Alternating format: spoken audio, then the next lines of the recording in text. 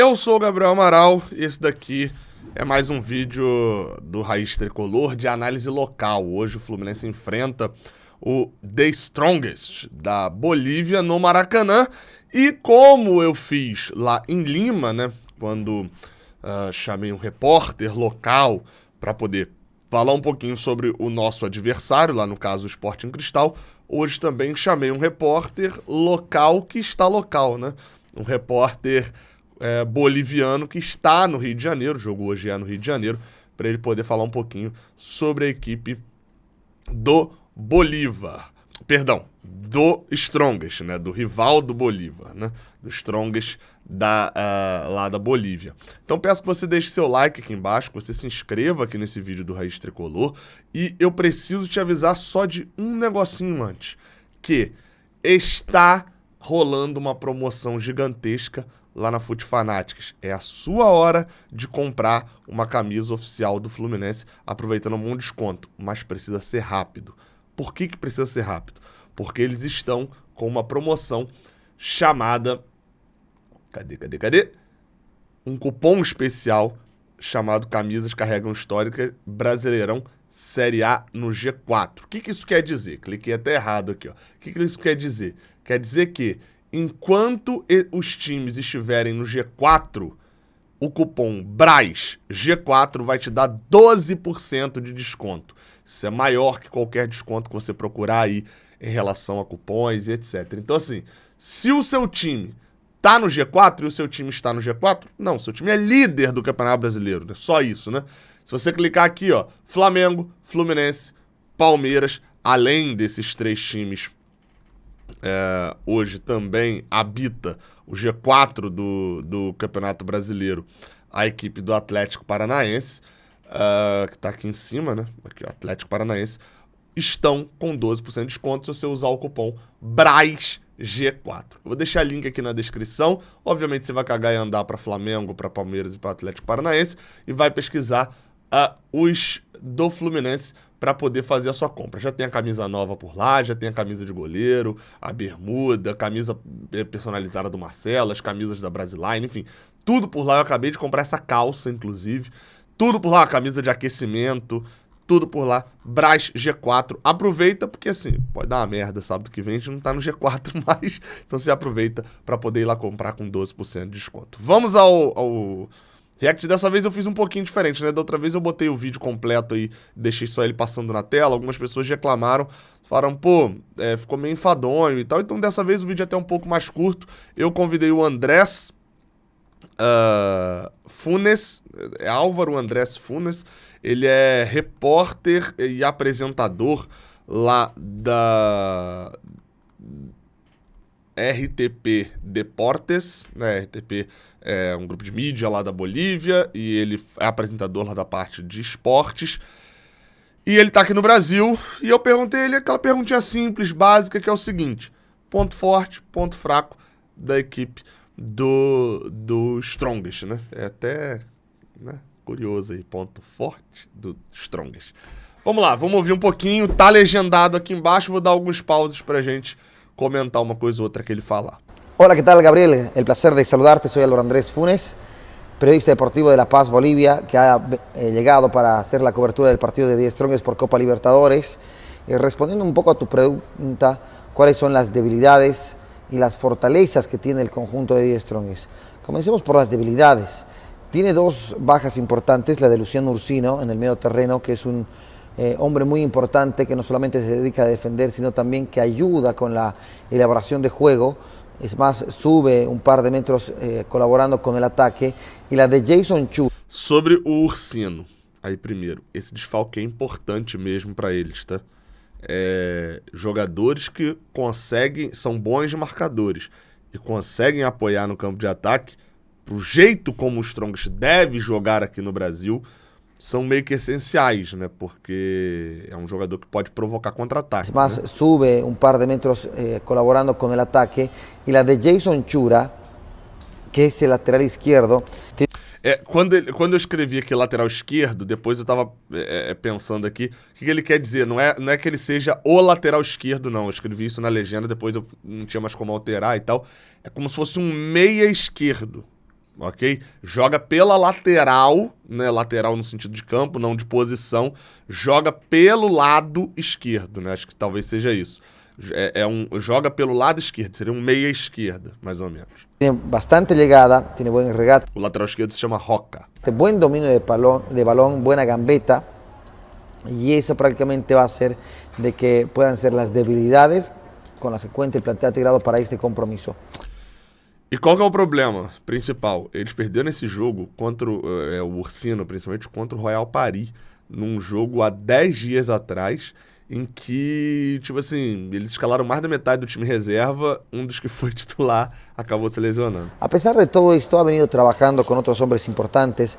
El profesor Ismael Rescalvo lo tiene a Eugenio Isnaldo, que ha llegado simplemente para jugar a Copa Libertadores. Esse Isnaldo tem uma curiosidade interessante, tá? Ele não vai falar mais do Isnaldo aqui, então eu vou te dar uma informação sobre o Eugênio Isnaldo. Tomei um sustinho quando abri o Eugênio Isnaldo e olhei lá, ele tava a caminho do Bahia. Falei, ué, peraí. Aí fui ver e ele já aparentemente jogou no Bahia. Não fazia ideia que isso tinha acontecido. Foi revelado no Newell's, jogou pela Argentina, chegou a bater na Grécia, jogou no União La Calera e tal, enfim.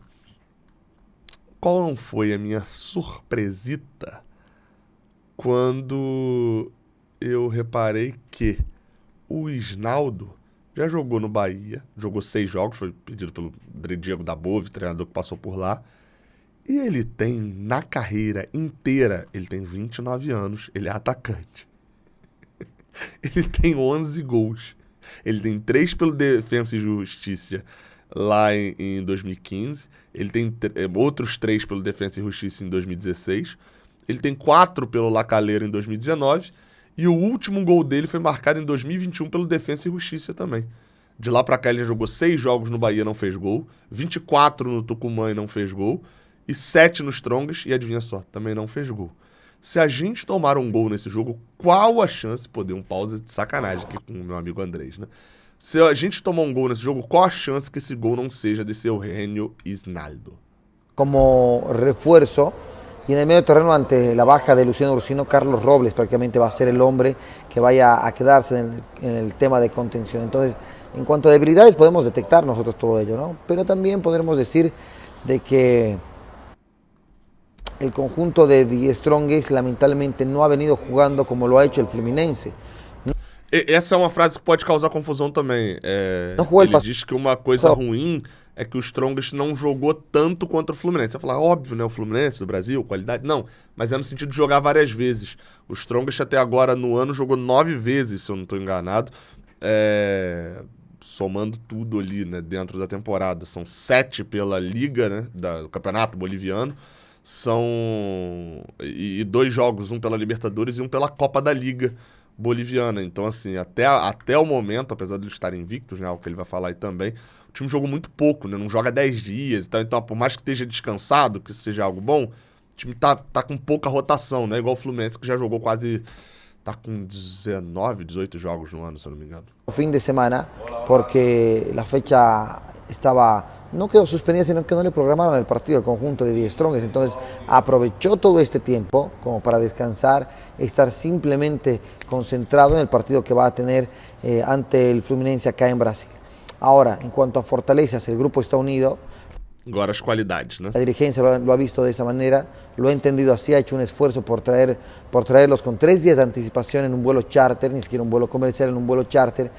Não é muito comum isso, tá? Eles não vieram em voo comercial, pega o voo ali junto com a galera, não. Vieram num voo fretado 3 dias antes pra se aclimatar e tal. E os jogadores gostam disso também, né? Querendo ou não, a maioria deles nunca conheceu o Rio de Janeiro. E Rio de Janeiro, pô, cartão postal da América do Sul inteira, né? Para que no tengan mayores problemas. En alguna oportunidad la gente de River decía, hace 5 partidos que no pierde el equipo de River Plate ni en Copa Libertadores, bueno, en torneo local, ni nada de eso. Llegó a la ciudad de La Paz y quedó prácticamente abatido por los goles que le marcó el conjunto de Die Strongest.